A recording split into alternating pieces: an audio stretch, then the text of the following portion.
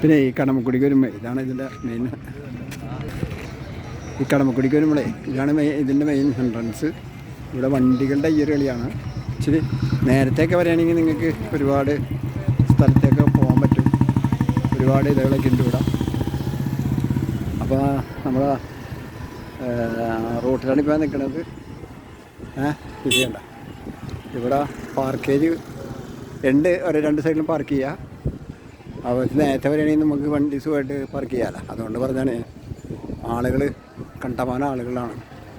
ഇനിയിപ്പോൾ സീസൺ വർക്കാണ്, നല്ല ആളുകളായിരിക്കുമല്ലോ. നല്ല രസമാണ്. ഇതുണ്ട് ഈ സന്ദർഭം എന്ന് പറഞ്ഞാൽ എത്ര എടുത്താലും നമുക്ക് മതിയാകില്ല. കിലോമീറ്ററുകളോളം ഇങ്ങനെ ബീച്ചിലൊക്കെ പോകണമെങ്കിൽ നല്ലതായിരിക്കും. നല്ല കാറ്റാണ് കേട്ടോ.